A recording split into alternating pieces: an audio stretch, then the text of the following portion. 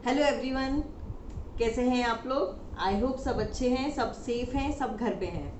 तो चलिए आज हम एक नए स्टैंडर्ड के बारे में बात करते हैं। तो अभी जैसे मैंने लास्ट टाइम ऐसे 200 अपलोड किया था, उससे पहले ऐसे 210 किया था, तो 200 की सीरीज़ को ही मैंने सोचा कि कंटिन्यू करते हैं एंड उसको पहले ख़त्म करते हैं। तो आज हम बात करने वाले हैं ऐसे 220 के बारे में, जो है हमारा quality control of an audit of financial statements.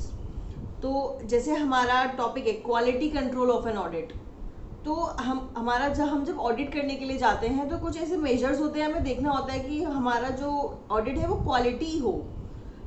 सारे हम जो भी लीगल रिक्वायरमेंट है उसको फॉलो करें, जो भी हमारे स्टैंडर्ड्स इंस्टीट्यूट ने गाइडलाइंस निकाली हुई हैं हम उन सबको फॉलो करते हुए अपना ऑडिट करें। तो this is the term quality control of the audit of financial statement. Okay, तो अब इसके अंदर हम दो टॉपिक के बारे में डिटेल में पढ़ेंगे। जो जिसमें पहला है क्वालिटी कंट्रोल के एलिमेंट्स क्या हैं, so elements of quality control, and second will be engagement quality control review. तो जब हम क्वालिटी कंट्रोल करते हैं अपने ऑडिट में, तो उसको हमें कभी कभी रिव्यू कराने की ज़रूरत होती है। तो दो टॉपिक्स हो गए जिसके बारे में हम इसमें पढ़ने वाले हैं। One is element of quality control, second is engagement quality control review. तो objective of this standard is to implement quality control policies that provide reasonable assurance that audit comply with all professional standards and legal requirements। तो हमारा objective इस standard को follow करने का ये है कि हम जो भी ऑडिट कर रहे हैं वो सब कुछ हमारा प्रॉपरली लीगल रिक्वायरमेंट के अनुसार ही हो रहा है। अब इसमें जो हमारा पहला टॉपिक था वो था engagement elements of quality control. तो एलिमेंट्स के अंदर हमारे 3 एलिमेंट्स होने वाले हैं, जिसमें पहला है इंडिपेंडेंस, दूसरा है इंफॉर्मेशन एंड तीसरा है हमारा work performed by another auditor. तो ये 3 एलिमेंट्स के बारे में हम बात करेंगे। सबसे पहला जो है हमारा इंडिपेंडेंस।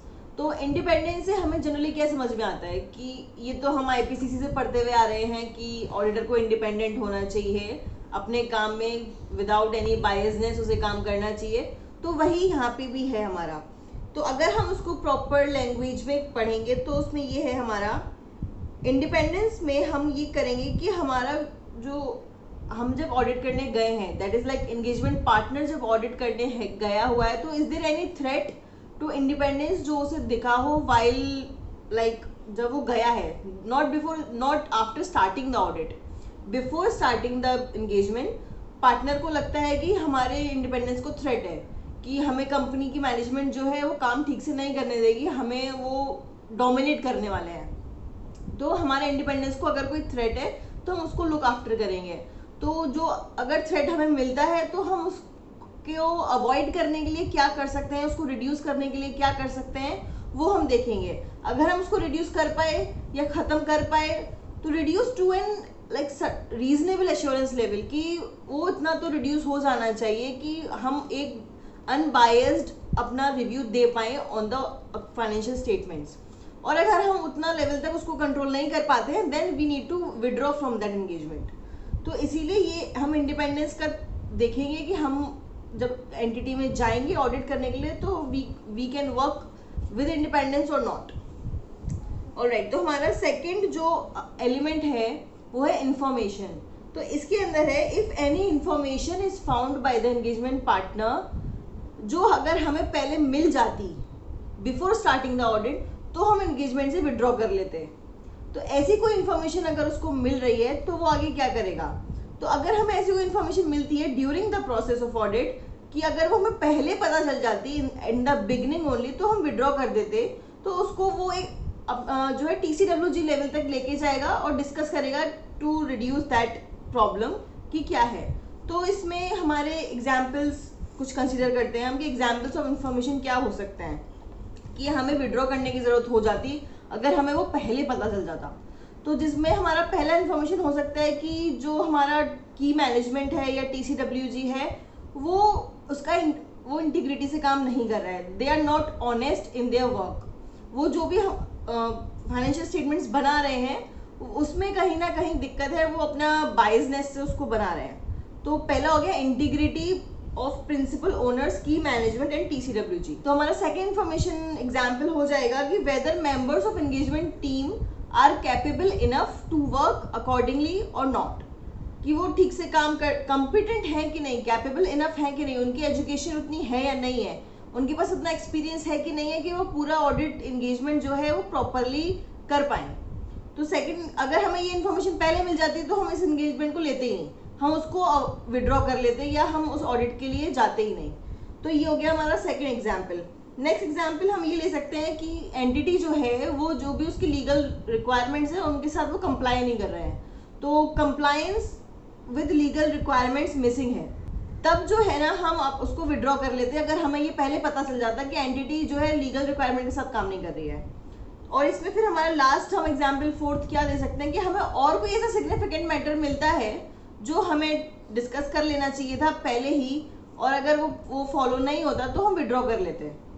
तो कोई और ऐसा सिग्निफिकेंट मैटर हो सकता है कि सपोज हमें पता चले कि डायरेक्टर्स जो हैं उसमें जो रिक्वायरमेंट है वो फॉलो नहीं हो रही है, या कैपिटल की रिक्वायरमेंट फॉलो नहीं हो रही है, या जो हमारा ऑडिट लास्ट टाइम हुआ उसमें बहुत सारा हमें कुछ फ्रॉड एंड एरर था, वो उसको एडिट अभी तक ठीक नहीं किया मैनेजमेंट ने या TCWG ने, तो हम उस केस में भी विड्रॉ कर लेते।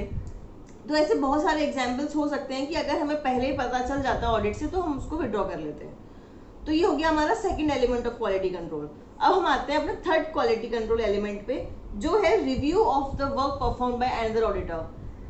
अब अगर आपने IPCC में, आपको याद हो, आपने पढ़ा होगा कि ऐसे 600 की सीरीज में हम ये पढ़ते हैं जब ब्रांच ऑडिट के टाइम पे कि कोई किसी और ऑडिटर का काम हमें रिव्यू करना चाहिए या नहीं, या फिर एक्सपर्ट हमें हायर करना चाहिए या नहीं, तो उसका काम हमें रिव्यू करना चाहिए या नहीं। Even in case of joint auditors ऐसा हो जाता है। तो जब हम रिव्यू करेंगे किसी और का काम, तो उसमें हम ये देखेंगे कि जो सामने वाला है, जिसने ब्रांच ऑडिटर के केस में अगर हम ले लेते हैं फॉर एग्जांपल, तो जो हमारा अनदर ऑडिटर है उसने सारे स्टैंडर्ड्स को फॉलो करते हुए काम किया है या नहीं किया। दूसरा, हम ये चेक करेंगे कि जो भी सिग्निफिकेंट मैटर्स उसको मिले थे वो उसने कम्युनिकेट किए TCWG एंड मैनेजमेंट से या नहीं किए। तीसरा, कि उसने इनफ एविडेंसेस इकट्ठा किया जिससे कि वो पता चल जाए कि हाँ, हमारे जो फाइनेंशियल स्टेटमेंट्स है that are free from any fraud और एरर। नेक्स्ट हो गया हमारा ऑब्जेक्टिव्स ऑफ एंगेजमेंट, जो है हमने वो अचीव हुए या नहीं उस पार्टनर से। तो हम ये 3-4 चीजें हैं जो हम रिव्यू करेंगे उसकी। तो ये हो गया हमारा थर्ड एलिमेंट। तो हमने 3 एलिमेंट ऑफ क्वालिटी कंट्रोल के बारे में पढ़ लिया, independence, information and review the work of another auditor. अब हमारा आ गया इसमें सेकंड टॉपिक, स्टैंडर्ड का जो मेन टॉपिक है कि इंगेजमेंट क्वालिटी कंट्रोल का रिव्यू। तो अगर ऑडिटर को ऐसा लगता है कि हम इंगेजमेंट क्वालिटी कंट्रोल का रिव्यू होना चाहिए, तो सबसे पहले उसके लिए रिक्वायरमेंट है कि वो एक रिव्यूअर अपॉइंट किया जाए। तो वो जो रिव्यूअर आएगा वो क्या काम करेगा, एंड वन मोर थिंग, जो रिव्यूअर आएगा और वो जो अपनी रिपोर्ट देगा उसकी डेट और हमारी ऑडिट रिपोर्ट की रेट पहले की नहीं हो सकती है जब वो बाद में देगा। तो इस मतलब ये हुआ कि हमारी ऑडिट रिपोर्ट की डेट हमेशा उसके बाद ही होगी जब रिव्यूअर की रिपोर्ट आ जाएगी। तो अब रिव्यूअर जो है आने के बाद क्या करेगा, तो रिव्यूअर जो है उसके 5 ऑब्जेक्टिव्स हैं जो वो देखेगा आके, जिसमें से हमारा पहला पॉइंट हो गया to evaluate significant judgement made by audit engagement team. तो जो भी हम लोग ऑडिट कर रहे हैं, तो एंगेजमेंट टीम जो भी डिसीजंस ले रही है वो सही है या नहीं है, तो वो पहला आके ये रिव्यू करेगा कि जो भी एंगेजमेंट टीम ने काम किया वो ठीक था कि नहीं था। Second, discuss significant matters with engagement partner.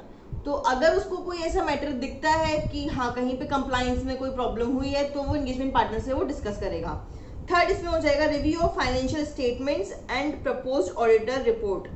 तो जो वो जब आएगा तो वो थोड़ा सा एक ओवरव्यू लेगा फाइनेंशियल स्टेटमेंट्स का भी, और जो ऑडिट रिपोर्ट हमने बनाई होगी उसका भी एक वो ओवरव्यू लेगा कि उसमें सब कुछ ठीक से है या नहीं है। फोर्थ हो गया इसमें review of selected audit documents. तो जो भी हमारे ऑडिट डॉक्यूमेंट्स हैं, वर्किंग पेपर्स हैं बेसिकली, उसमें भी कुछ सेलेक्टेड आइटम्स को वो रिव्यू कर सकता है, नॉट ऑल, कुछ ही सेलेक्टेड को वो रिव्यू करके देखेगा और उस पर वो बताएगा कि वो ठीक है या नहीं है। Fifth and the last point इसमें हो जाएगा maintain proper documentation with respect to quality control issues. तो जो भी इश्यूज उसको मिले हैं उसका वो प्रॉपर एक डॉक्यूमेंटेशन बनाएगा, फिर वो एक उसकी रिपोर्ट तैयार करके देगा। तो जो हमारा रिव्यूअर है वो ये 5 काम करेगा आके।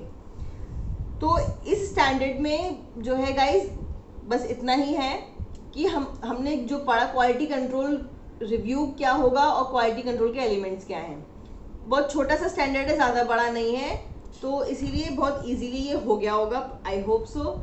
और आई होप मैं आपके साथ कम्युनिकेट अच्छे से कर पाई हूँ। अगर आपको का कोई सजेशन या फीडबैक है तो डेफिनेटली आप मुझे कमेंट सेक्शन में बता सकते हैं, या मेरी सारी सोशल मीडिया मैं डिस्क्रिप्शन में देती हूँ, तो आप प्लीज़ उसके बाद उसमें भी जाके मुझे ज्वाइन कर सकते हैं ऑन द टेलीग्राम ग्रुप और ऑन लिंक्डइन और Twitter, what ever you prefer. वहाँ पे जाके आप मेरे से बात कर सकते हैं। और अगर आपको कोई और पर्टिकुलर टॉपिक आप इंटरेस्टेड हो जिस पे आप चाहते हैं कि मैं एक वीडियो करूं, तो definitely I will do so, please. Okay, and now I will wrap up this standard, and फिर किसी और दिन किसी और वीडियो में किसी और स्टैंडर्ड के साथ मिलती हूँ। And please do like this video and do share it with your friends and hit that bell button also, so that जब भी मैं नया वीडियो डालूँ तो आपको वो पता चल जाए। And yes, most important, subscribe to my channel, guys. So okay guys, see you in my next video. Till then, take care and stay safe, stay home. Bye bye.